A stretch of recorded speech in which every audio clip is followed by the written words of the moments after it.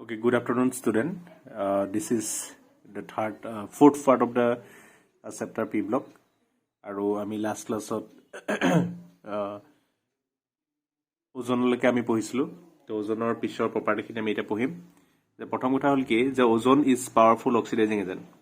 okay it is a powerful oxidizing agent as it can easily undergoes dissociation and can produce nascent oxygen ওজনটো যেতিয়া dissociate হৈ যায় তেতিয়ালে কি কৰে nascent oxygen প্ৰডিউস কৰে এইটো nascent oxygen বুলি কয় ঠিক আছে এই যে স্কয়াৰ ব্ৰেকেটৰ ভিতৰত আমি অক্সিজেন লেখো এইটো হৈছে nascent oxygen আৰু এই nascent oxygen যদি কোনোবাই প্ৰডিউস কৰিব পাৰে তেতিয়ালে কি কৰিব পাৰে অক্সিডাইজ কৰিব পাৰে So for example, PBS or logot, lead sulfur logot যদি আমি ওজন দি দিও তেতিয়ালে কি হ'ব PbSO4 + 4O2 তাৰমানে কি হ'ল ইয়াত হেৰিয়াক অক্সিডাইজ কৰি দিলে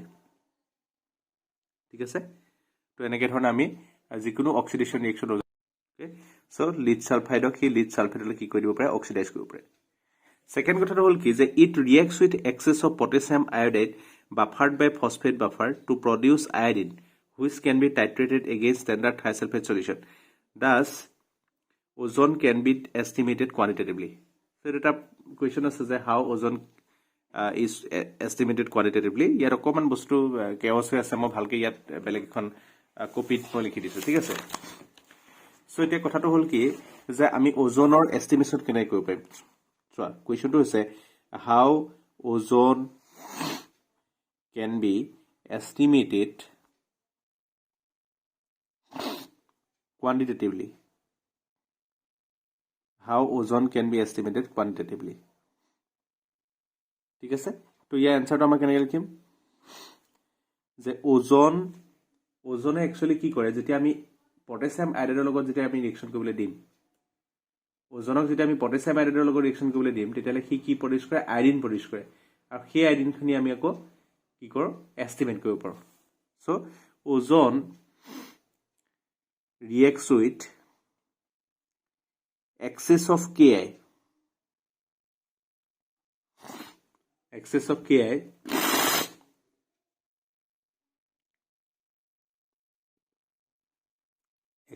Ki solution buffered by phosphate buffer solution তোমালোকে জানা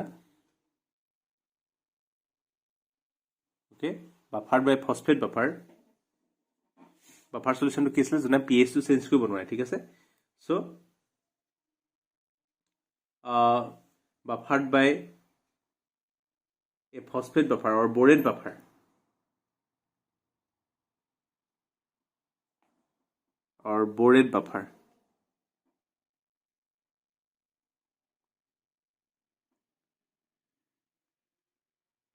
iodine is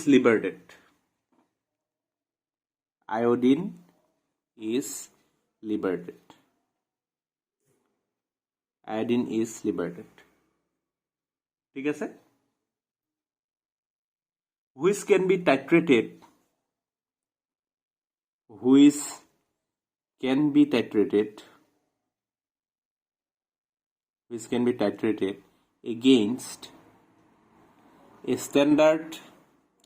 titrated against a standard thiosulfate solution of sodium thiosulfate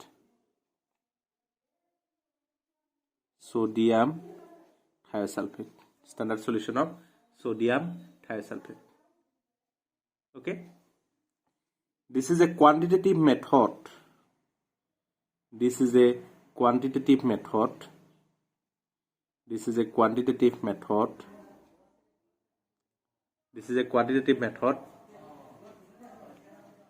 for estimation of ozone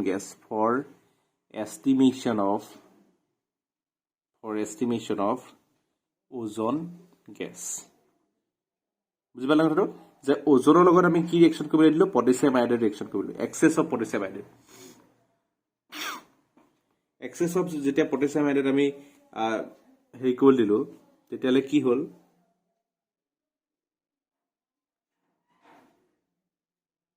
কি সলিউশন বুলি কৈছে নামনা ওয়াটাৰ আছে ঠিক আছে সো কে সলিউশনৰ লগত যদি আমি ৰিঅ্যাকশন কৰিব দিম তেতিয়া কি প্ৰডিউস হ'ব KOH প্ৰডিউস হ'ব ঠিক আছে টুৱাইছ KI দিছোঁ মই ইফালে টুৱাইছ KOH কৰিছোঁ plus I2 plus I2 plus O2 এইটো দেখা হোৱা নাই ন এতিয়া চা যে ওজন plus twice KI plus H2O goes to twice KOH plus I2 plus O2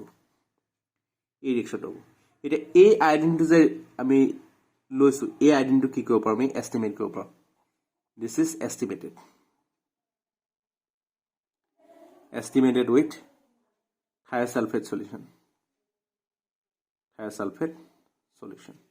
তাৰমানে প্ৰথম কি হ'ব এই আইডিনটো এষ্টিমেট কৰিব আইডিন কিমান আছে আমি গম পাম আইডিন কিমান আছে যদি গম পাওঁ যে কিমান ওজন 1 মোল ওজনে 1 মোল আইডিন দিয়ে সো আইডিনৰ এমাউন্টটো যদি গম পাওঁ তেতিয়াহলে তাৰ corresponding আমি ওজন কিমান আছে সেইটো উলিয়াব পাৰিম সো এনেকৈ ধৰণে আমি এষ্টিমেট কৰিব পাৰোঁ বুজি পাইছানে so how can you estimate ওজন সো ওজনক কি কৰিব দিব আমি KI লগত ৰিএকচন কৰিব দিম KI লগত ৰিএকচন দিলে আইডিন প্ৰডিউস হ'ব আৰু আইডিনক আমি সালফেট থাইসালফেট দি প্লাই এষ্টিমেট কৰিব পাৰোঁ আৰু আইডিনক যদি আমি এষ্টিমেট কৰিব পাৰোঁ সিমিলাৰলি আমি আইডিনটো যদি জানি যাওঁ এমাউন্টটো কিমান আছে তেতিয়াহলে আমি ওজন কিমান আছে জানি যাম কাৰণ আমি ইয়াৰ পৰা দেখিছোঁ যে 1 মোল ওজন ক্যান প্ৰডিউস 1 মোল আইডিন সো সাপোজ 2 মোল আইডিন আমি পালো তাৰমানে কি হ'ব ওজন কিমান আছে 2 মোল আছে সো এনেকৈ কিমান এক্সাক্ট এমাউন্ট কি আছে সেইটো আমি কোৱান্টিটেটিভলি এষ্টিমেট কৰিব পাৰিম ঠিক আছে এই বস্তুটো ইয়াত ভালকৈ লিখি দিছো বস্তুটো চাই লবা ইয়াৰ পৰা ঠিক আছে হেতু বস্তু ইয়াত লিখা আছে খালি ইয়াত অকমান এক্সটেন্ড কৰি দিছো এইটো বস্তু ঠিক আছে তোমালোকক জেৰক্সটো যেটো দিয়া আছে এইটো একেটা বস্তুই খালি ইয়াতে ৰিএকচনটো সৰুকৈ লিখা আছে কাৰণে মই এক্সট্ৰাকৈ লিখি দিছো নেক্সট কথাটো আহিলে কি আৰু এটা ৰিএকচন যে নাইট্ৰাছ অক্সাইডৰ লগত যদি ৰিএকচন কৰে তেতিয়ালে কি হ'ব চোৱা NO plus O3 goes to NO2 plus O2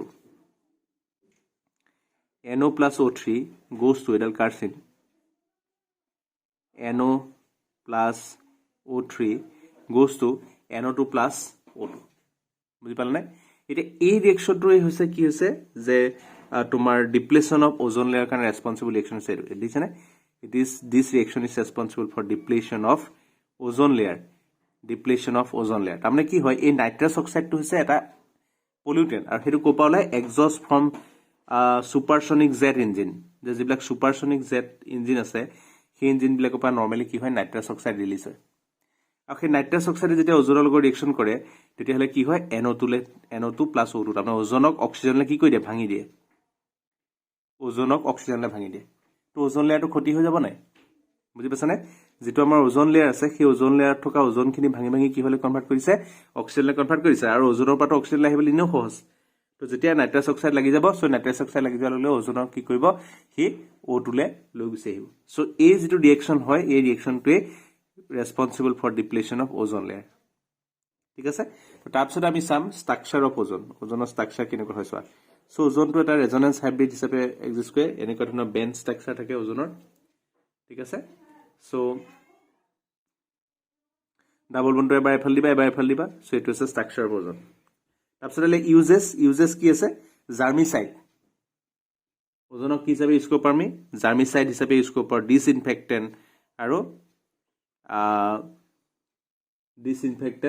জাৰ্মিসাইড and for ষ্টেৰিলাইজিং water মই ইয়াত ভালকৈ লিখি দিছো ফৰ ষ্টেৰিলাইজিং ৱাটাৰ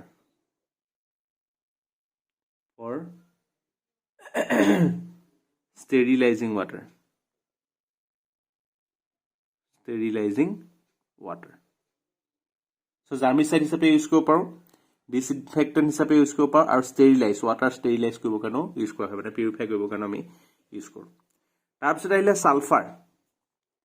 তো সালফাৰ কি হৈছে sulphur mainly two allotropic form exist mainly two allotropic form দুটা এলোট্ৰপিক ফৰ্মত কি এক্সিষ্ট কৰে এটা আছে ইয়েলো অৰ ৰম্বিক সালফাৰ আৰু এটা আছে মনোক্লিনিক সালফাৰ এটা হৈছে ৰম্বিক সালফাৰ আৰু এটা আছে কি মনোক্লিনিক সালফাৰ ৰম্বিক সালফাৰটো কেনেকুৱা হয় চোৱা ৰম্বিক সালফাৰ এটো হৈছে আমাৰ ৰম্বিক সালফাৰ ৰম্বিক বা মনোক্লিনিক হক ইয়াত অলমোস্ট দেখিবলৈ বস্তু এনেকুৱা হয় ঠিক আছে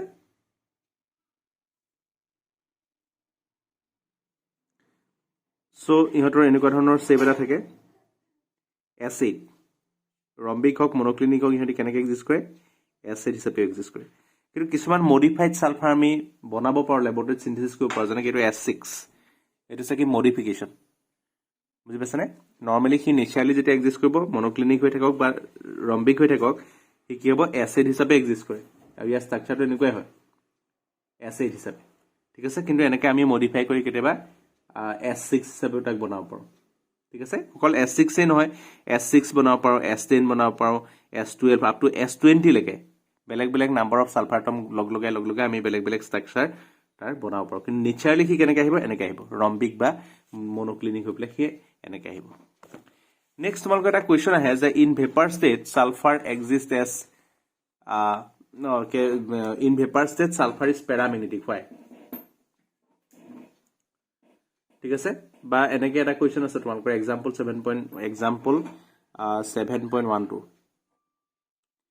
এক্সাম্পল 7.12 কি আছে যে which form of sulfur shows paramagnetic behavior which form of sulfur shows paramagnetic behavior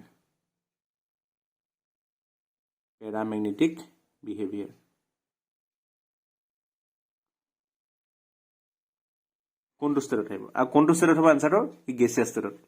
sulphur যেতিয়া গেছিয়াছ ষ্টেটত থাকিব তেতিয়া কি হয়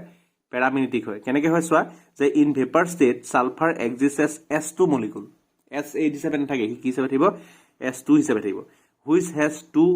unpaired electron in the antibonding pi star orbital like oxygen and hence paramagnetic বুজি পালানে যে অক্সিজেনৰ নিচিনাকে S2 মলিকুল অক্সিজেনে কি ফৰ্ম কৰে O2 ফৰ্ম কৰে নাই সো তেনেকে SAO কি কৰি থাকে S2 ফৰ্ম কৰি থাকে সো অক্সিজেনৰ যেনেকৈ আমি যদি মলিকুলাৰ অৰবিটেল ষ্ট্ৰাকচাৰটো চাওঁ তাৰ এন্টিবন্ডিং অৰবিটেলত আমি দুটা ইলেক্ট্ৰন পাওঁ না আনপেয়াৰ্ড ইলেক্ট্ৰন তো তেনেকে S2 same molecular structure form হ'ব সো মলিকুলাৰ অৰবিটেল ফৰ্ম কৰিব সো তেনেকে ধৰণে O2 যেনেকৈ দুটা আনপেয়াৰ্ড ইলেক্ট্ৰন থকাৰ কাৰণে পেৰামেগনেটিক তো S2 তেনেকৈ দুটা আনপেয়াৰ্ড ইলেক্ট্ৰন থকাৰ কাৰণে পেৰামেগনেটিক হ'ব ওকে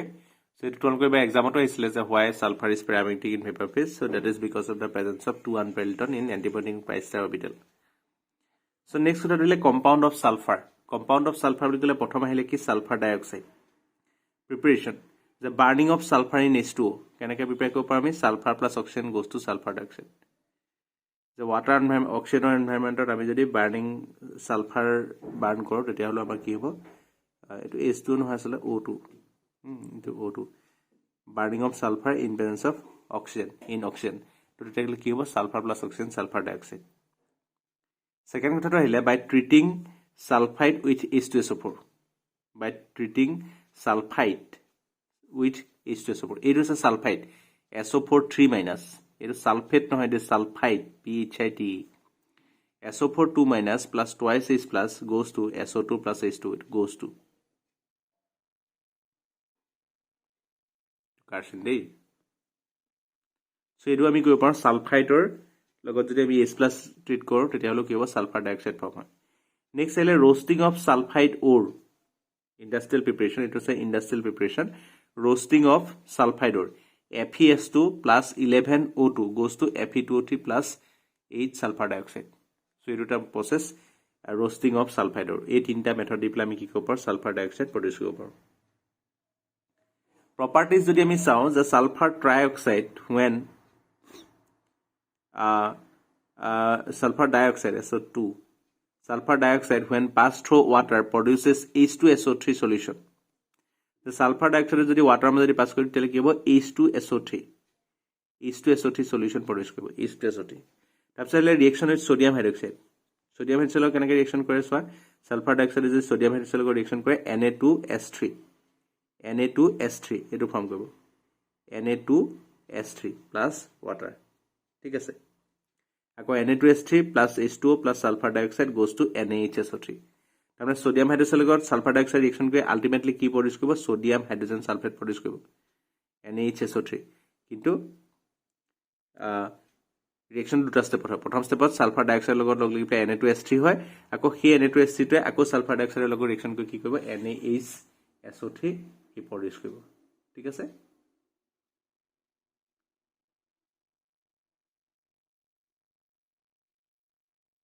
ওকে তাৰপিছত আহিলে যে SO2 reacts with chlorine in presence of circle to give sulfonyl chloride SO2Cl2 the sulfur dioxide reacts with chlorine in presence of circle to give sulfonyl chloride. ঠিক আছে SO2 যদি ক্লোৰিনৰ লগত ৰিএকচন কৰে in presence of charcoal carbon, it is a carbon, only carbon to charcoal. In presence of charcoal gives sulfur thionyl chloride বা SO2 Cl2. আকৌ it oxidizes to sulfur trioxide with vanadium catalyst. Sulfur dioxide যদি আমি oxidise কৰো,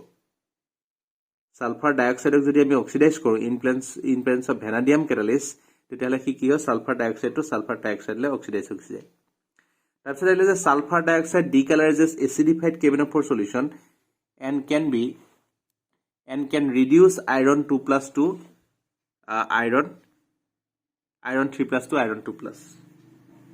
It is a strong reducing agent. Sulfur dioxide is a strong reducing agent. বুজি পালানে? It is a strong reducing agent. The proof কেনেকৈ পালো আমি যে sulfur dioxide it can decolorize acidified KBnO4 solution and can reduce iron 3+ to iron 2+. যে KBnO4 যেটো colour সেই কালাৰটো কি কৰি দিব পাৰে ডিকালাৰাইজ কৰি দিব পাৰে আৰু লগতে কি কৰিব পাৰে iron 3+ ক iron 2+ লৈ ৰিডিউস কৰিব পাৰে সো সালফাৰ ডাইঅক্সাইডটো কি এটা ৰিডিউসিং এজেন্ট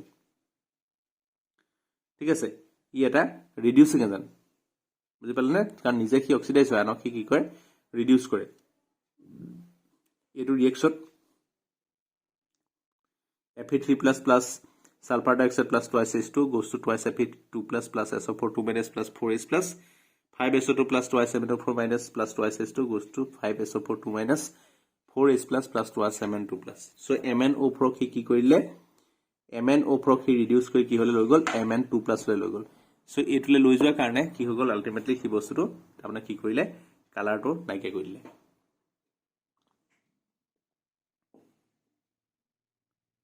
ঠিক আছে MnO4 নিগেটিভ কি Mn2+ লৈ ৰিডিউস কৰিলে তাৰমানে কি আলটিমেটলি MnO4 নিগেটিভ হৈ থাকিলে কালাৰটো আহে Mn2+ লৈ কালাৰ থাকে সো কি কৰিব পাৰে ডিকালাৰাইজ কৰিলে আৰু ইফালে iron 3+ কি হল দিলে iron 2+ লৈ লুকছি ঠিক আছে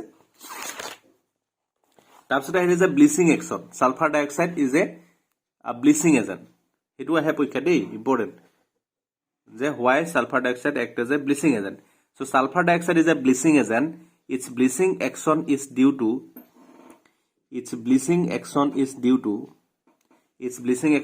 to reduction of vegetable coloring matter by nascent hydrogen liberated in presence of moisture. Liberated in presence of moisture. So sulfur dioxide যেতিয়া moisture লগত react কৰে twice H2 তেতিয়ালে কি হয় মচ্ছাৰ লগত যেতিয়া কি ৰিঅ্যাকশন কৰিব মচ্ছাৰ লগত ৰিঅ্যাকশন কৰিলে কি প্ৰডিউস কৰে নেসেন হাইড্ৰোজেনটো কি হয় আগতে আমি নেসেন অক্সিজেন পঢ়িছো এটো মানে এলিমেন্টাল হাইড্ৰোজেন বুজি পালানে এনেকে স্কয়াৰ ব্ৰেকেট দি আমি লিখো সো যদি কোনোবাটা বস্তু এলিমেন্টাল হাইড্ৰোজেন প্ৰডিউস কৰিব পাৰে কি কৰিব পাৰে ৰিডিউসিং এজেন্ট হিচাপে বিহেভ কৰিব মানে কি ৰিডিউস কৰিব পাৰে আৰু যদি এলিমেন্টাল অক্সিজেন প্ৰডিউস কৰে যেটো আমি নেসেন অক্সিজেন বুলি কওঁ তেতিয়ালে কি হিচাপে বিহেভ কৰিব অক্সিডাইজিং এজেন্ট হিচাপে বিহেভ কৰিব কাৰণ কি লোকক অক্সিডাইজ কৰিব পাৰিব ঠিক আছে so sulfur dioxide plus twice H2 goes to H2SO4 plus twice elemental H nascent hydrogen আৰু এই nascent hydrogen টা কি কৰে যেটা ভেজিটেবল কালাৰিং মেটাৰ লগত ৰিঅ্যাকশন কৰে তেলে কি কৰি দে কালাৰলেস কৰি দিব পাৰে ভেজিটেবল মেটাৰ বিলাক বুজি পালানে সো তাৰ ব্লিচিং একশন টু কোট আমি দেখো its bleaching action is due to the reduction of vegetable coloring matter by nascent hydrogen liberated in the presence of moisture so কি কৰিব পাৰে যেটা ভেজিটেবল কালাৰিং মেটাৰ লগত কি ৰিঅ্যাকশন কৰে ৰিঅ্যাকশন কৰিলে কি হয় কি তাহাতক কালাৰটো নাইকে কৰি দিব পাৰে ঠিক আছে okay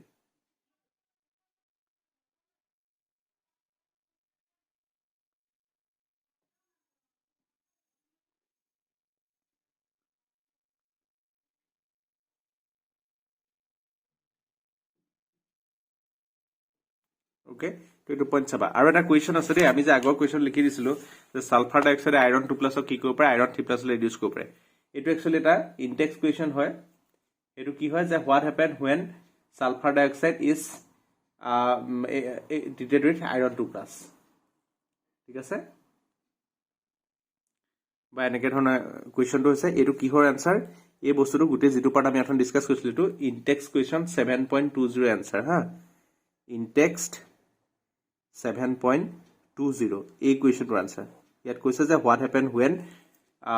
sulfur dioxide is passed through an aqueous solution of iron 2+. So এই গুটে পইণ্টটো কি হয় এই গুটে পইণ্টটো এই কোৱেশ্চনটোৰ আনসাৰ ঠিক আছে আৰু এটো এটা কোৱেশ্চনৰ আনসাৰ হয় এটো যে how can you explain the bleaching action of sulfur dioxide? এটো আমাৰ question bank question. তো তোমালোকে লিখিবা যে bleaching action of sulfur dioxide is observed when it decolorises the vegetable coloring matter. Okay, and this bleaching action is due to the capability of sulfur dioxide to produce nascent hydrogen. ঠিক আছে, কাৰণ nascent hydrogen কি কৰিব পাৰে vegetable coloring matter বিলাকক colorless vegetable matter লে convert কৰিব পাৰে। ঠিক আছে, তাৰপা আহিলে কি oxo acid of sulphur. Oxo acid তোমালোকে আগতে লাষ্ট লেসন মই কৈছো অক্সো এসিড কি হয়।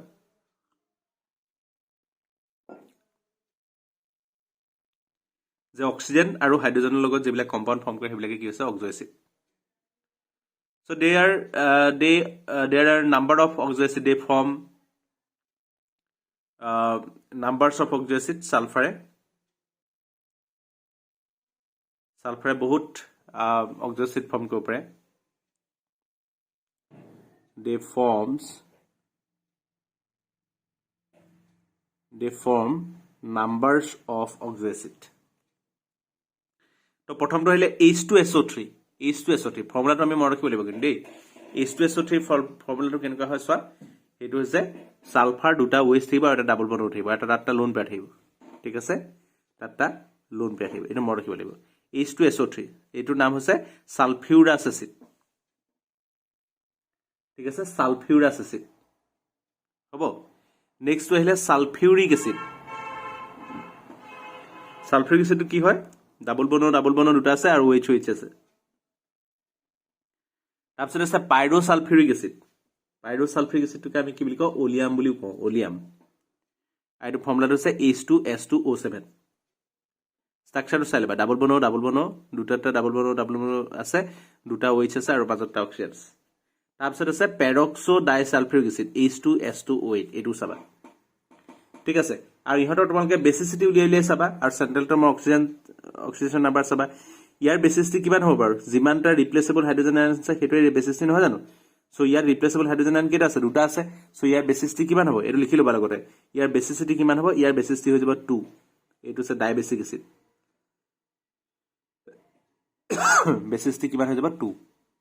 ইয়াৰ বেচিচিটি কিমান হ'ব, দুটা ওয়েজ মাইনাছ আছে, একে কথাই বেচিচিটি হৈ যাব কিমান 2। বেচিচিটি হৈ যাব 2। আৰু H2S2O7 ইয়াৰ বেচিচিটি কিমান হ'ব, ইয়াৰ দুটা ওয়েজ আয়ন আছে দিছেনে। ইয়াৰ বেচিচিটি কি হ'ব, বেচিচিটি হৈ যাব 2। বেচিচিটি হৈ যাব 2। ঠিক আছে, সো বেচিচিটি মানে কি, নাম্বাৰ অফ ৰিপ্লেচেবল H+ আয়ন। তাৰপিছত আছে পেৰক্সো ডাইসালফিউৰিক এসিড। ইয়াত কেইটা আছে ৰিপ্লেচেবল OH আয়ন, দুটাই আছে। ৰিপ্লেচেবল H+ মানে কি, যোনটো অক্সিজেনৰ লগত লাগি আছে OH হৈ আছে, সেইটো আছে। সেই আয়নকেইটা আমাৰ কি হয়, হাইড্ৰোজেন কেইটা এৰি দিব পাৰে না, OH টো আয়নাইজ হ'লে কি হয়, O নেগেটিভ প্লাছ H+ হ'ব। সো দুটা হাইড্ৰোজেন এৰি দিব পাৰিব না, দুফালে দুটা হাইড্ৰোজেন আছে। সো ইয়াৰো বেচিচিটি কি হ'ব, বেচিচিটি হৈ যাব ইয়াৰো 2। সো এই গোটেই অক্সো এসিড বিলাকৰ সালফাৰ গোটেই অক্সো এসিড বিলাকৰ বেচিচিটি সদায় কি হয় 2 হয়। আৰু ইহঁতৰ অক্সিডেশন ষ্টেটবোৰ আমি আগতে যেনেকৈ উলিয়াইছিল তেনেকৈ উলিয়াই তোমালোকে চাবা। তাৰপিছত আৰু এটা ইম্পৰ্টেণ্ট কম্পাউণ্ড হৈ গ'ল কি, সালফিউৰিক এসিড H2SO4। সালফাৰ এটা ইম্পৰ্টেণ্ট কম্পাউণ্ড হৈছে সালফিউৰিক এসিড। প্ৰথমটো আহিলে প্ৰিপাৰেশ্যনটো কৰা হয় কণ্টেক্ট মেথডত। ঠিক আছে, সালফিউৰিক এসিডৰ যিটো প্ৰিপাৰেশ্যন আছে সেই প্ৰিপাৰেশ্যনটো আমি কি কৰোঁ, কণ্টেক্ট মেথডত কৰোঁ। সো কণ্টেক্ট মেথডত কি কৰা হয়, number 1 burning sulphur to produce sulphur dioxide. প্ৰথম ষ্টেপত আমি কি কৰোঁ, সালফাৰক বাৰ্ন কৰি পেলাই সালফাৰ ডাইঅক্সাইড প্ৰডিউচ কৰোঁ। সেকেন্ড ষ্টেপত আমি কি কৰোঁ, oxidation of sulphur dioxide to sulphur trioxide in presence of vanadium pentoxide. ঠিক আছে, সালফাৰ ডাইঅক্সাইডক আমি কি কৰোঁ, সালফাৰ ট্ৰাইঅক্সাইডলৈ কনভাৰ্ট কৰোঁ in presence of vanadium pentoxide. So second ষ্টেপত, প্ৰথম ষ্টেপত সালফাৰ বাৰ্ন কৰি পেলাই সালফাৰ ডাইঅক্সাইড প্ৰডিউচ কৰিলোঁ। সেকেন্ড ষ্টেপত সালফাৰ ডাইঅক্সাইডক আকৌ অক্সিডাইজ কৰি পেলাই কি কৰিলোঁ, সালফাৰ ট্ৰাইঅক্সাইড বনালোঁ in presence of vanadium catalyst. আৰু তাৰ পাছৰ ষ্টেপটোত কি কৰিলোঁ চোৱা, absorption of sulphur trioxide on H2SO4 to give oleum. এই যিটো সালফাৰ ট্ৰাইঅক্সাইড ওলাল সেইটোৰ লগত আকৌ আমি H2SO4 দি দিলোঁ অলপ, প্ৰিভিয়াছলি সিনথেসাইজ H2SO4 অলপ আমি কি কৰিলোঁ, দি দিলোঁ। তো দি দিলত কি হৈ গ'ল, কি H2S2O7 হৈ গ'ল। H2S2O7 মানে কি, ওলিয়াম হৈ গ'ল। নেক্সট ষ্টেপত আমি কি কৰিলোঁ, যে dilution of oleum to give sulphuric acid in desired concentration. So এই ওলিয়াম যিটো প্ৰডিউচ হ'ল এইটো হৈছে ফিউমিং সালফিউৰিক এসিড বুলি কওঁ আমি, ফিউমিং সালফিউৰিক এসিড। আৰু এই ফিউমিং সালফিউৰিক এসিডটো আমি এইটোক ডাইলুট কৰি পেলাই ৱাটাৰ লগত ডাইলুট কৰি আমি যিমান কনচেন্ট্ৰেচনৰ সালফিক এসিড লাগে সিমানটো কনচেন্ট্ৰেচনৰ সালফিক এসিড আমি বনাই ল'ব পাৰোঁ ঠিক আছে তাৰপিছত আহিলে কি যে condition for increasing the yield of sulphuric acid by contact method এইটো হৈছে ইম্পৰ্টেণ্ট দেই এইটো কুৱেশ্যন পৰীক্ষাত আহে যে what are the conditions for increasing the yield of sulphuric acid in contact method কি কৰিব লাগিব আমি So, ইয়াত কি হয় the key step for the synthesis is sulfur dioxide plus oxygen goes to twice SO3 is the second step to যত আমি sulfur dioxide ক sulfur trioxide লে কনভাৰ্ট কৰো এইটো হৈছে মেইন কি স্টেপ আৰু এই কি স্টেপটো কি হয় সাধাৰণতে এইটো হৈছে ইকুইলিব্ৰিয়ামত থাকে মানে এটা ৰিভাৰ্সিবল ৰিঅ্যাকশন হয় এইটো স্টেপটো এই স্টেপটো কি হয় ইকুইলিব্ৰিয়ামত থাকে মানে এটা ৰিভাৰ্সিবল স্টেপ হয় এই স্টেপটো আমাৰ কি স্টেপ হয় the reaction is reversible and on accordance in accordance with Lee-Settler principle, the favorable conditions are high pressure, low temperature, and use of catalyst. So, A to forward or jimane jaba ami himane reaction to ki hobo besi bhalo sulfuric acid besike produce hobo. So, A to is a key step. Aru yat forward or jiman jabo hetu amar ki hobo reaction to basically sulfur dioxide jimane jabo sulfuric acid production himane bhalo hobo. আৰু according to Lee-Settler principle তুমি কি কৰিব লাগিব এই ফৰৱাৰ্ডত যাব কাৰণে আমি কি কৰিব লাগিব ইয়াত প্ৰেসাৰ বহাই দিব লাগিব হাই প্ৰেসাৰটো ইয়াৰ কাৰণে এটা ফেভৰেবল কন্ডিশন সেকেন্ড কথাটো লো টেম্পাৰেচাৰ আৰু থাৰ্ড কন্ডিশনটো হ'ল কি ইউজ অফ ক্যাটালিস্ট এই তিনটা কন্ডিশন যদি আমি এপ্লাই কৰোঁ তেতিয়ালে কি হ'ব সালফিক এসিডৰ ইল্ডটো কি হৈ যাব বাঢ়ি গৈছে ঠিক আছে তাৰপিছত আহিলে সালফিক এসিডৰ প্ৰপাৰ্টি যে H2SO4 ইজ এ ডিহাইড্ৰেটিং এজেন্ট ঠিক আছে ই কি কৰিব পাৰে ওয়াটাৰ মাইনাস কৰি দিব পাৰে So, it is a glucose or sucrose. Sucrose যদি আমি water sulfuric acid দিও তেলে কি কি কৰিব পাৰে water ব মাইনাস কৰি দিব আৰু মাইনাস কৰি দিয়াৰ লগে গুটে কাৰ্বন স্কেলটনটো ভাগি গুচি যাব সো কি হ'ব 12C+11H2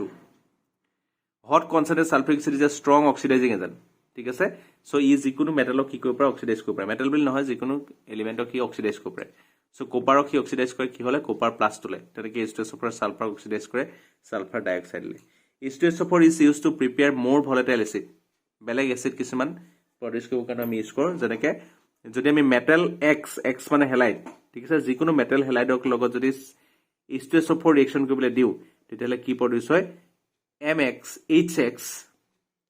HX plus M2SO4 বুজি পালানে MX plus H2SO4 goes to HX plus M2SO4 so মেটালটো সালফেটৰ লগত গুছি যাব আৰু এই X টো হাইড্ৰোজেনৰ লগত আহি পেলাই HX ফৰ্ম কৰিব হাইড্ৰোজেন হেলাইড আৰু এইবোৰ হৈছে খুব ভলেটাইল এসিড So, এইখিনি হ'ল আমাৰ properties of sulfuric acid. Next আহিলে আমি এতিয়া group 16 ৰ compounds খিনি ডিসকাস কৰিলো তাৰপিছত আহিলে আমাৰ group 17 group 17 মানে কি হ'ল halogen elements ঠিক আছে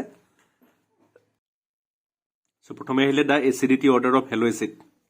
এটো খুব আহি থাকে পৰীক্ষাত এটো চাবা আগতো ডিসকাস কৰিছোই যে HF less than HCl less than HBr less than HA and this is because of the bond dissociation enthalpy of HX bond Zonto HF greater than HCl greater than HBr greater than HA. And that's the stability. Our stability order it will. Tamne ki hoy HF bondal bhangibole sobse strong mane bhangibole digdar বুজি পাছনে ইয়াৰ bond dissociation enthalpy খুব বেছি বেছি হোৱাৰ কাৰণে কি হ'ব HF ৰ বন্ডালৰ ভাঙিবলৈ কাৰণে বেছি এনাৰ্জি লাগিব সো সেইকাৰণে ই H টো সহজে এৰি দিব নোৱাৰে এসিড মানে কি H+ ধৰণৰ নহয় জানো সো এই বন্ডালৰ ষ্ট্ৰেংথটো যদি বহুত বেছি হয় তেতিয়ালে হাইড্ৰোজেনটো পটককে ভাঙি পেলাই এৰি দিব নোৱাৰে সো HF ৰ এসিডিটি কি হয় সবসে কম আকৌ হেডে কমি গৈ পেলে একেবাৰে কম বন্ড ষ্ট্ৰেংথ কাৰ হয় HI তাৰমানে HI বন্ডাল সহজে ভাগি পেলাই H+ প্ৰডিউস কৰি দিব পাৰে ঠিক আছে পানীত H+ টো দি দিব পাৰে সো এখানে ই কি হয় স্ট্ৰংগেষ্ট এসিড সেকেন্ড কথাটো হলে the increasing trend of bond dissociation enthalpy of halogen acid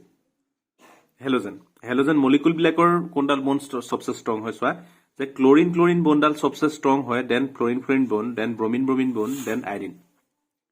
এটো মনত ৰাখিবলগীয়া কথা যে সবচে বেছি স্ট্ৰং বন্ড ডিসোচিয়েশন এনথালপি কাৰ হয় ক্লোৰিনৰ ঠিক আছে the bond dissociation enthalpy of fluorine bond FF bond is smaller compared to the ClCl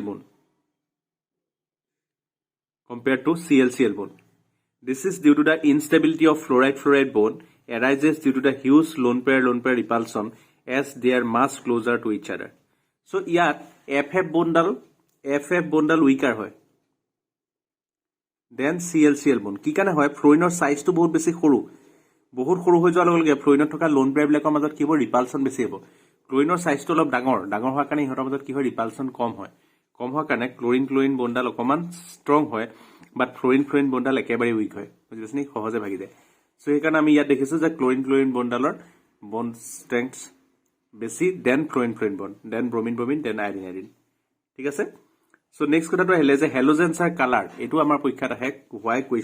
why halogen is colored halogen are colored that is because of the ability of halogen to absorb the visible light as they contain some unpaired electrons in their valence shell valence shellot তাহাতৰ কি হয় unpaired electron থাকে আৰু আমি জানো যে unpaired electron থাকিলে লগে লগে কি দেখাব কালাৰ দেখাব বুজি পালা নাই সো কি কাৰণে হেলোজেন বিলাক কালাৰ্ড সিম্পল কথা halogens are coloured because of the presence of unpaired electron simple কথা because of the presence of unpaired electron in the valence shell আৰু fluorine can't show higher oxidation state এটো আমি আগতে discuss কৰিছো why fluorine cannot show higher oxidation state that is because of the small size and non availability of d orbital so এটো কি কাৰণে হয় because of its small size its মানে কাৰ ফ্লোৰিনৰ small size and non-availability of d orbital non-availability of d orbital বুজি পালা না কি কাৰণে ফ্লোৰিনে হায়াৰ অক্সিডেশন ষ্টেট দেখাব নোৱাৰে because of da small size and non availability of d orbital এইখিনি হল হেলোজেনৰ আমাৰ ওভাৰঅল কথা তাৰপিছত আমি কম্পাউণ্ডছলৈ আহিছো কম্পাউণ্ডছ অফ হেলোজেন প্ৰথম আমি চাম ক্লোৰিন compounds of halogen প্ৰথম আমি চাও ক্লোৰিন গ্যাস প্ৰিপাৰেচন কেনে কৰিব পাৰো by the action of HCl on KMnO4 KMnO4 লগত যদি HCl ৰ ৰিএকচন কৰিবলৈ দিও তেতিয়ালে কি প্ৰডিউস হয় আমাৰ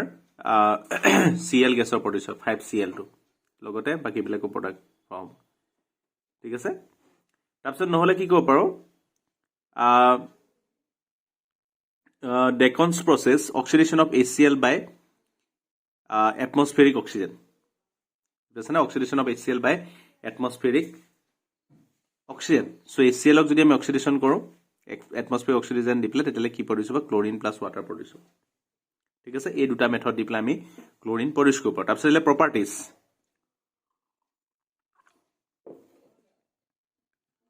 the chlorine reacts with metals and non-metals to form chlorides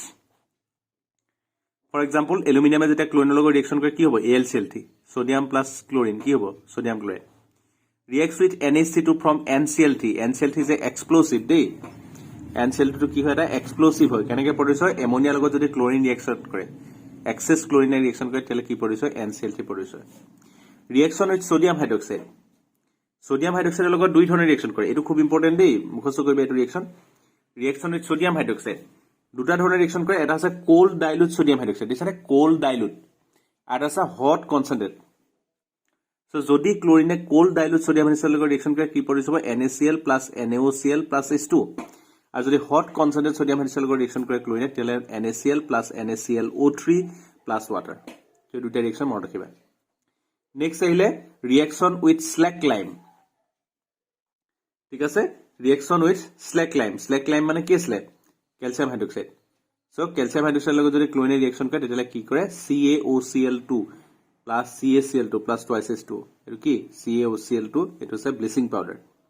so slack লাইমৰ লগত যদি ক্লোৰিনে ৰিঅ্যাকশন কৰে তেতিয়ালে কি প্ৰডিউস হয় ব্লিচিং পাউডাৰ প্ৰডিউস হয়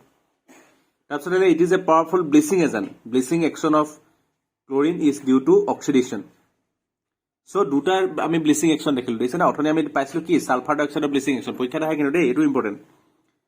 পৰীক্ষাত আহে যে why chlorine behaves as bleaching agent আগত আসলে why sulfur dioxide act as bleaching agent sulfur dioxide bleaching agent হিচাপে behave কৰে because sulfur dioxide can produce nascent hydrogen আৰু জনে ৰিডিউস কৰিব পাৰে ই কিন্তু কি কাৰণে ব্লিচিং এজেন্ট হিচাপে ইউজ হয় ই কি কৰিব পাৰে nascent oxygen প্ৰডিউস কৰিব পাৰে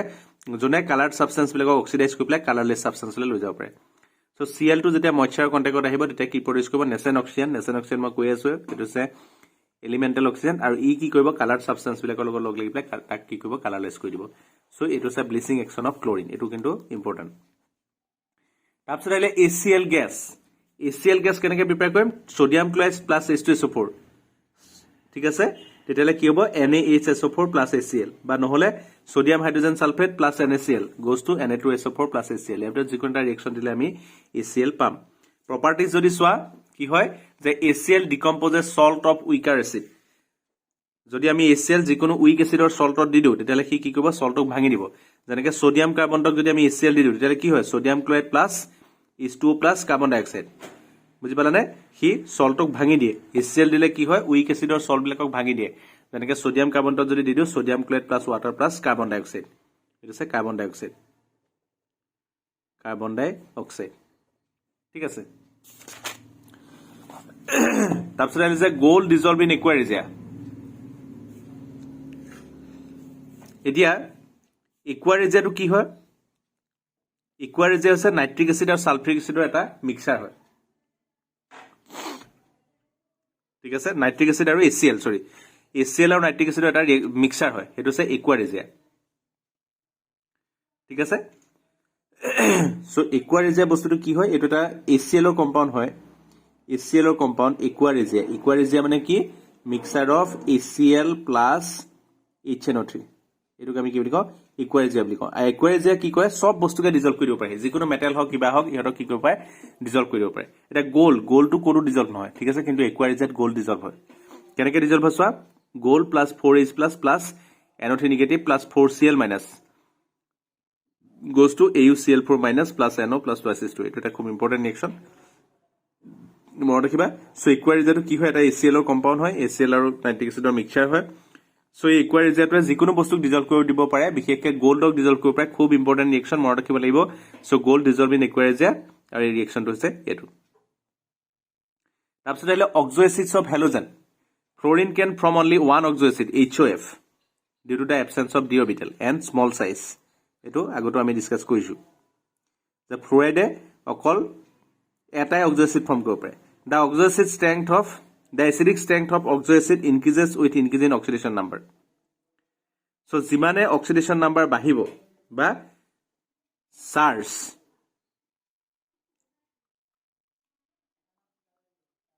oxidation number বা SARS ঠিক আছে SARS যিমানে বাঢ়িব with increase in oxidation number or SARS on the central atom central atom to উপৰত চাৰ্জ যিমানে বাঢ়িব সিমানে কি হ'ব তাৰ এসিড স্ট্ৰেংথটো কি হ'ব বাঢ়ি যাব এটো খুব ইম্পৰ্টেন্ট দেই এটো এটা খুব ইম্পৰ্টেন্ট মই স্টামাক দি দিছো এটো আহে যে এইগিটা আছে অক্সো এসিড অফ ক্লোৰিনে কেইবাটাও অক্সো এসিড ফৰ্ম কৰে ফ্লোৰিনে অকল এটা কৰে ক্লোৰিনে কেইবাটাও কৰিব পাৰে ক্লোৰিনে কি কৰিব পাৰে চোৱা HClO HClO2 HClO3 HClO4 এই চাৰিটা অক্সো এসিড ফৰ্ম কৰিব পাৰে আৰু তাক আমাক সোধে যে অক্সো এসিডৰ এসিডিটি অৰ্ডাৰ সোধে দেই এটো কেনেকৈ আহিব পৰীক্ষাত যে acidity order of the following acid কেনেকৈ হয় যে HClতকে HClO2 বেছি HClতকে HClO3 বেছি HClO3তকে HClO4 বেছি এটো কি কাৰণে হয় বিকজ ক্লোৰিনৰ অক্সিডেশন নাম্বাৰ বাঢ়ি গৈ আছে চোৱা প্ৰথমটো ক্লোৰিনৰ অক্সিডেশন নাম্বাৰ কিমান আছিল +1 পিছৰটো হৈ গ'ল +3 তাৰপিছত +5 তাৰপিছত হৈছে +7 সো যিমানে সেন্ট্ৰেল এটমটোৰ চাৰ্জ বাঢ়ি যায় সিমানে এসিডিটি কি হ'ব অক্সো এসিডৰ বাঢ়ি যাব সো বেলেগ অক্সো এসিডৰ ক্ষেত্ৰটো এটো খাতে যিকোনো অক্সো এসিডৰ যদি চাৰ্জটো সেন্ট্ৰেল এটমৰ ওপৰত চাৰ্জটো যদি বাঢ়ি যায় তাৰমানে তুমি বুজি পাবা যে কি হ'ব তাৰ এসিডিটি বাঢ়িব এটো কিন্তু খুব ইম্পৰ্টেন্ট দেই অক্সো এসিডৰ এসিডিটি ঠিক আছে এই অৰ্ডাৰটো চাবা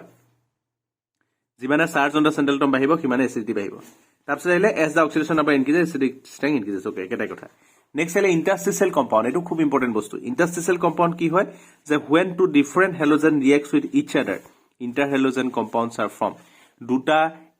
বেলেগ হ্যালোজেন যদি ৰিঅ্যাকশন কৰে যেটো কম্পাউণ্ড ফৰ্ম হ'ব তাকে আমি কি বুলি কওঁ ইন্টাৰহ্যালোজেন কম্পাউণ্ড বুলি কওঁ they can be represented as XX dash XX3 dash XX5 dash আৰু XX7 dash where X is the halogen of larger size and X dash is the smaller size halogen of smaller size and X is more electropositive than X dash so দুটা halogen atom combine হৈছে X আৰু X dash ঠিক আছে ইয়াৰ ভিতৰত X যেটো লিখিছো আমি হেতু কি হয় বিগাৰ সাইজ লাৰ্জাৰ সাইজ আৰু X dash to কি হয় smaller size আৰু কি হয় যে X is more electropositive than X dash বুজি পালানে দুটা হ্যালোজেন লগ লাগি যেটো কম্পাউণ্ড ফৰ্ম কৰে তাকে আমি কি বুলি কওঁ ইন্টাৰহ্যালোজেন কম্পাউণ্ড এটো কিন্তু এক্সামত আহে what is interhalogen compound যে when two halogen combines to form a compound. Such compounds are called interhalogen compound. আৰু কথাটো চাবা যে as the size difference between X and X dash increases, the number of atoms per molecule increases. Therefore, I7 fluoride should have more number of atoms as the size difference between iodine and fluorine is maximum. তাৰমানে কি ক'বলৈ গৈছে যে দুটা halogen combine হৈ আছে X আৰু X dash. এতিয়া বস্তুটো মই ইয়াত দেখাইছো চোৱা দুটা হেলোজেন কম্বাইন হৈ আছে X আৰু X dash. এতিয়া এই ইহত দুটাৰ মাজত যদি সাইজ ডিফাৰেন্স এটা আছে বিগাৰ সাইজ এটা আছে স্মলাৰ সাইজ কিন্তু ইহত দুটাৰ মাজত যদি সাইজ ডিফাৰেন্সটো বেছি হয় সাইজ ডিফাৰেন্স বেছি হোৱাৰ লগে লগে কি হ'ব বেছি নাম্বাৰ অফ x ডেছ তাৰ লগে লাগিব নাই ইহতৰ মাজত যদি সাইজ ডিফাৰেন্স বেছি হয় তেতিয়ালে বেছি নাম্বাৰ অফ x ডেছ আমাৰ তাৰ লগে লাগি যাব বুজি পাছনে সেই কাৰণে আয়োডিন +7 জনি পায় আয়োডিন +7 আমি লৈছো এই আয়োডিন +7 ৰ চাৰ্জটো বহুত বেছি হ'ব নাই সো ইয়াৰ লগত যদি আমি সেকেন্ড হেলোজেনটো ল ফ্লোৰাইডৰ চাৰ্জটো কি হয় ইটো একেবাৰে সৰু তো ফ্লোৰাইড বহুত লাগিব বুজি পালানে ইয়াৰ লগত ফ্লোৰাইড কেইবাটাও লাগি যাব ঠিক আছে ফ্লোৰাইড কেইটা লাগিব পাৰে টোটাল 7টা ফ্লোৰাইড কি লাগিব পাৰে 1 2 3 4 5 6 7 সো হেকাৰণে কি হ'ব IF7 হ'ব IF7 বুজি পালানে সো জিমানে আয়ন গিটা মানে হেলোজেন গিটাৰ মাজত x আৰু x ডেক্সৰ মাজত জিমানে সাইজ ডিফাৰেন্স বাঢ়িব হিমানে হিহতৰ নাম্বাৰটো x ডেক্সৰ নাম্বাৰটো কি হৈ যাব বাঢ়ি গৈছে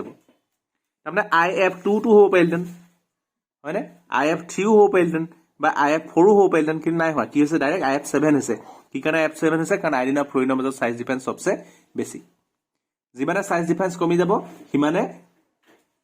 নাম্বাৰ অফ এটমছ x ডেছ কমি যাব যেনেকৈ ধৰা ব্ৰোমিন আৰু ফ্লোৰিনৰ লগত লগ লাগি দিবা BRF তেতিয়ালে ফ্লোৰিন কেটা লাগিব BRF3 কাৰণ ব্ৰোমিন আৰু ফ্লোৰিনৰ মাজত ইমানো সাইজ ডিফাৰেন্স নাই সো তিনটাহে লগ লাগিব পাৰে বুজি পাছনে এটো যদি ব্ৰোমিন হয় এটো হৈ গল সাপোজ ফ্লোৰিন সো কেটা লাগিব পাৰে তিনটা লাগিব পাৰে সো BRF3 ঠিক আছে BRF3 বুজি পালা কথাটো সো জিমানে ইহত দুটাৰ মাজত x আৰু x ডেক্সৰ মাজত সাইজ ডিফাৰেন্স বাঢ়িব হিমানে x ডেক্সৰ নাম্বাৰটো কি হ'ব বাঢ়ি যাব ওকে তাৰপিছত থাৰ্ড পইণ্টটো কি ক'লে generally interhalogen compounds are more reactive than halogen this is because x dash bone in interhalogen is weaker than x bone in halogen except fluorine bone therefore interhalogen compounds are easily undergo hydrolysis edu question ahe porikhat যে why interhalogen compound easily undergo hydrolysis বা why interhalogen compounds are more reactive than halogen কি কানে বেছি reactive হয় যে normal halogen বন্ডাল যিমান strong হয় তাতকে এই x dash বন্ডাল x বন্ডতকে x dash বন্ডাল কি হৈ যায় উইকাৰ হৈ যায় x dash বন্ডাল উইকাৰ হয় than x bond so x বন্ডাল ভাঙিবলে যিমান সহজ হ'ব তাতকে x dash বন্ডাল ভাঙিবলে অলপ ইজি হ'ব কেলে ইয়াৰ বন্ডাল কি হয় উইক হয় দুটা বেলেগ বেলেগ হৈ যোৱাৰ লগে বন্ডাল উইক হৈ যায় উইক হৈ যোৱাৰ কাৰণে ই সহজে ভাগি যায় সহজে ভাগি গলে কি হ'ব বেছি ৰিএক্টিভ হ'ব এইডালক ভাঙিবলে বেছি এনাৰ্জি লাগিব সো এই কাৰণে ই সহজে এটো বেছি ৰিএক্টিভ নহয় সো এই কাৰণে ইন্টাৰহেলোজেন কম্পাউণ্ডছ বিলাক বেছি ৰিএক্টিভ হয় আৰু for the same reason interhalogen compounds easily undergo hydrolysis মানে কি হেৰুটা ৰিএকচনে হয় তো সেই ৰিএকচনটো কৰিব কাৰণে কি কৰিব লাগিব সো হি x ডাল বন্ডাল সহজে হাইড্ৰোলাইসিস হ'ব কাৰণ সহজে ভাগি যাব ঠিক আছে তাৰপিছতে their molecular structures are very much attractive ঠিক আছে মলিকুলাৰ ষ্ট্ৰাকচাৰ তোমালোকে চাব পাৰা BRF3 ষ্ট্ৰাকচাৰ মই ইয়াত দেখাইছো এটো হৈছে তোমালোকে এইবিলাক ষ্ট্ৰাকচাৰ আমি আগতে VSPA থিওৰিত আমি ডিসকাস কৰিছো সো এটো চেপ্টাৰটো চাবা VSPA থিওৰি তাত তোমালোকে গম পাবা কেনেকৈ ষ্ট্ৰাকচাৰ কি হ'ব এটো নিজে উলিয়াবা BRF3 ষ্ট্ৰাকচাৰ বই এনেকুৱা দিছনে এটো কি ষ্ট্ৰাকচাৰ আছে মনত আছে CSO ষ্ট্ৰাকচাৰ আৰু আছে I3 নিগেটিভৰ ষ্ট্ৰাকচাৰ এই দুটা ষ্ট্ৰাকচাৰ চাবা এই দুটা বেছি ইম্পৰ্টেন্ট আৰু বাকিও যিকোনো ধৰণৰ তোমালোকে বাকি যিমান ব্লাক ইন্টাৰহেলোজেন কম্পাউণ্ডছ আছে সবৰে ষ্ট্ৰাকচাৰ বিলাক তোমালোকে নিজে উলিয়াই চাবা with the help of VSPA theory এটো I3 নিগেটিভৰ ষ্ট্ৰাকচাৰ আমি VSPA থিওৰি সহায়ত উলিয়াইছো সো I3 নিগেটিভৰ কি হয় ষ্ট্ৰাকচাৰ লিনিয়াৰ ষ্ট্ৰাকচাৰ ইয়াৰ ষ্ট্ৰাকচাৰ কেনেকুৱা লিনিয়াৰ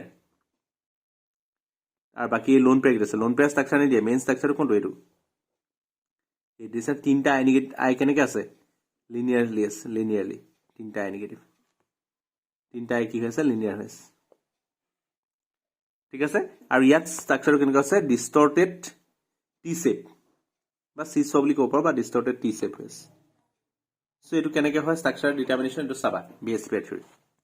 নেক্সট আইলে গ্ৰুপ 18 কম্পাউন্ড বা নবল গেছ কম্পাউন্ড এতিয়া noble gases are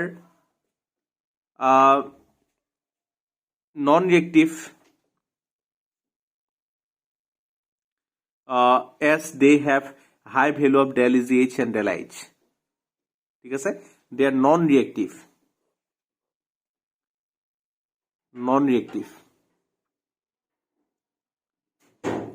They are non-reactive as they have high value of del EZH and del H.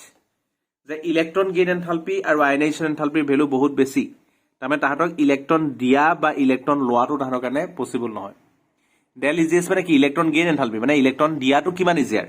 Dell ইজিএছ বেছি মানে কি electron দিব নোৱাৰা। ডেল আই H বেছি মানে কি ইলেক্ট্ৰন উলিয়াব নোৱাৰা। চ' তাহাঁতৰ পৰা ইলেক্ট্ৰন আয়নাইজ কৰিবও নোৱাৰি আৰু তাহাঁতৰ জেগাত এটা ইলেক্ট্ৰন ভৰাই দিয়াটো সহজ নহয়। সেইকাৰণে সিহঁতে নৰ্মেলি কি হয় নন এক্টিভ হয়।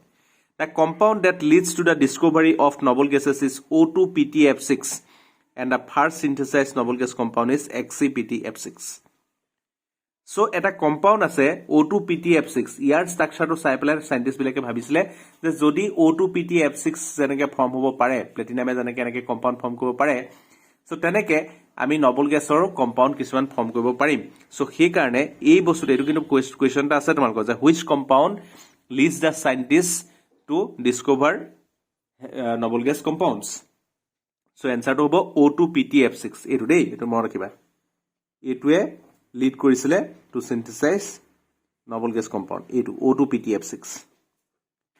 ঠিক আছে, আৰু প্ৰথম সিনথেসাইজ কম্পাউণ্ড কোনটো XCPTF6, তাৰ আধাৰতে দিছেনে, তাৰ পৰা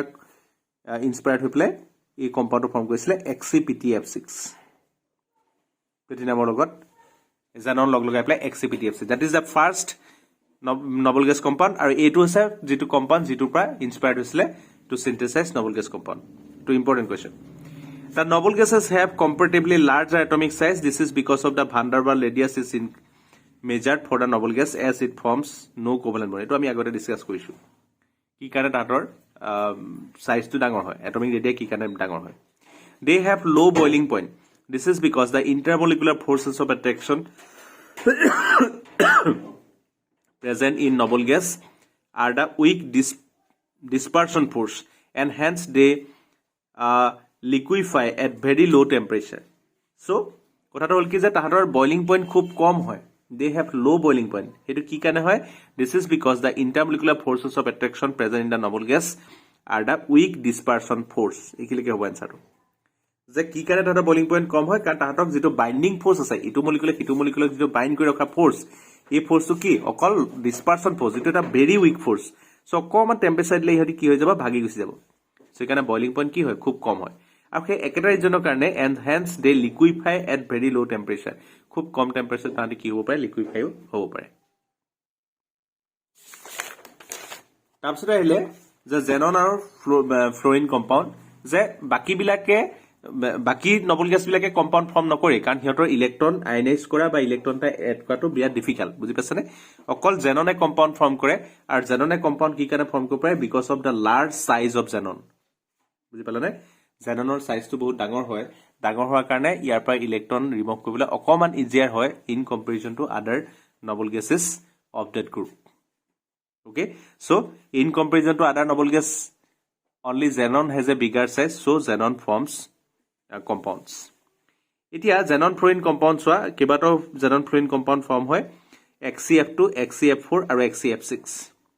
এতিয়া এই এটাকেইটা কম্পাউণ্ড কেনেকে ফৰ্ম হয়, অকল জাষ্ট ৰেচিঅ'টো বেলেগ কৰি পেলাই আমি জেনন আৰু ফ্ল'ৰিনৰ যিটো ৰেচিঅ' আছে সেই ৰেচিঅ'টো বেলেগ কৰিলে বেলেগ এটা কম্পাউণ্ড ফৰ্ম হৈ যায়। XC আৰু F2 যদি আমি 1:1 ৰেচিঅ'ত লগ লগাওঁ তেতিয়াহ'লে কি হয় XCF2। জেনন আৰু ফ্ল'ৰিন যদি আমি 1:2 ৰেচিঅ'ত লগ লগাওঁ তেতিয়াহ'লে কি হ'ব XCF4। জেনন আৰু ফ্ল'ৰিন যদি আমি 1:3 ৰেচিঅ'ত লগ লগাওঁ তেতিয়াহ'লে কি হ'ব XCF6। আৰু টেম্পাৰেচাৰ ইয়াত লিখা আছে। খুব ইম্পৰ্টেণ্ট, পৰীক্ষাত আহি থাকে জেননৰ ৰিয়েকশ্যনকেইটা, খুব ইম্পৰ্টেণ্ট দেই, পৰীক্ষাত আহেই এইকেইটা চাবা।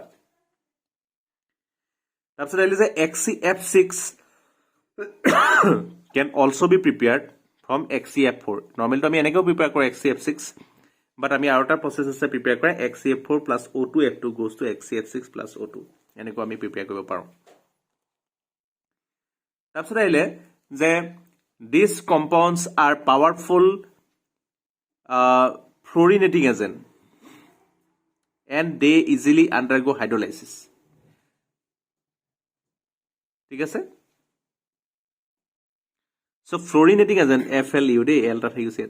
ফ্লোরিনেটিং এজেন্ট মানে কি হয় যে খেতি ফ্লোরাইড সাপ্লাই কৰিব পাৰে কোনবা এটা কম্পাউণ্ডৰ লগত ফ্লোৰিন এড কৰি দিব পাৰে কোনবা এটা মেটালৰ লগত বা কিবা লগত মেটাল ফ্লোৰাইড বা যিকোনো এলিমেন্টৰ লগত ফ্লোৰাইড এড কৰিব পাৰে fluorinating agent and they easily undergo hydrolysis XCF বন্ডাল খুব উইক হয় কাৰণে সহজে ভাগি যায় আৰু সেই কাৰণে তাতে কি কৰিব পাৰে ইজিলি হাইড্ৰোলাইসিস হয় so XCF2 + H2O goes to Xc + 4HF + O2 ঠিক আছে ইহতি ইজিলি হাইড্ৰোলাইসিস হৈ গুছি যায় নেক্সট কথাটো আহিলে the xenon fluorides reacts with fluoride ion acceptor to form cationic species and fluoride ion donor to form fluoroanions ঠিক আছে হি কি কৰে xenon fluorides reacts with fluoride ion acceptor to form cationic species and fluoride ion donor to form fluoroanions so হি যদি fluoride এক্সেপ্টৰ লগত xenon যিকোনো xenon compound এটা যদি fluoride এক্সেপ্টৰ লগত ৰিয়েকচন কৰে তেতিয়ালে কি প্ৰডিউস কৰে কেটায়ন ফৰ্ম কৰে আৰু যদি ফ্লোৰাইড ডনৰ এটা লগত যদি ৰিয়েকচন কৰে বেলেগ এটা ফ্লোৰাইড ডনৰ লগত যদি ৰিয়েকচন কৰে তেতিয়ালে কি ফৰ্ম কৰে এনায়নিক স্পেচিছ ফৰ্ম কৰে ঠিক আছে for example XCF2 + PF5 is a fluoride acceptor so কি কৰিব XCF2 পৰা এটা ফ্লোৰিন একসেপ্ট কৰি লৈ যাব সো XCF2 ঠাত কি হৈ গল XCF পজিটিভ এটা পজিটিভ স্পেচিছ ফৰ্ম কৰিব আৰু ইফালে কি হৈ যাব PF5 ঠাত কি হৈ গল PF6 নেক্সট বাৰ XCF6 যদি HF লগত ৰিয়েকচন কৰিলে HF টো কি ফ্লোৰাইড ডনৰ সো ই এবাৰ কি কৰিব XCF6 ঠাত কি কৰিলে XCF7 নিগেটিভ হৈ যাব ঠিক আছে XCF7 নিগেটিভ আৰু এটো মেটাল ফ্লোৰাইড লৈছে সাপোজ মেটাল ফ্লোৰাইড HF নহয় MF so M positive আৰু XCF7 negative তো বুজি পালানে যেতিয়া কি ফ্লোৰাইড এক্সেপ্টৰ লগত ৰিয়েকচন কৰে কি কেটায়নিক স্পেচিছ দিলে আৰু যেতিয়া ফ্লোৰাইড ডনৰ লগত দিলে কৰিলে তেতিয়া কি কিলে নেগেটিভ স্পেচিছ ফৰ্ম কৰিলে তাৰপিছত আহিলে যে জেনন অক্সিজেন কম্পাউণ্ডছ এইটা খুব ইম্পৰ্টেন্ট দেই পৰীক্ষাত আহি থাকে ইয়াৰ প্ৰত্যেকটো ৰিয়েকচনে মুখস্থ কৰিব লাগিব প্ৰতিটো ৰিয়েকচন ঠিক আছে জেননৰ যিটা ৰিয়েকচন মই লিখি দিছো গুটেইকেইটা মুখস্থ কৰিব লাগিব তো হাইড্ৰোলাইসিস of XCF4 and XCF6 with water gives XCO3 hydrolysis of XCF4 and XCF6 with water gives XCO3 so XCF4 লগত যদি 12টা ওয়াটার দিও 12 মোল ওয়াটার দিও তেতিয়ালে কি প্ৰডিউস হ'ব XCO3 আৰু যদি 3H2O দিও তেতিয়ালে কি হ'ব XCO3 এবাৰ টাৰ্মিনেলৰ পৰীক্ষাৰ কাৰণে হলো হক এবাৰ বা টাৰ্মিনেলত আমাৰ পৰীক্ষাটো এটো নাহে কিন্তু ফাইনেলৰ কাৰণে একদম মনত ৰাখিবা এই দুটা ৰিয়েকচন আৰু ইয়াত আগৰ এইগিটা ৰিয়েকচন ঠিক আছে এইগিটা আমাক লাগিব কিন্তু জেননৰ ৰিয়েকচন অত্যন্ত ইম্পৰ্টেন্ট পৰীক্ষাত প্ৰত্যেকবাৰ আহি থাকে সেইটো চাবা জেনন যদি আমি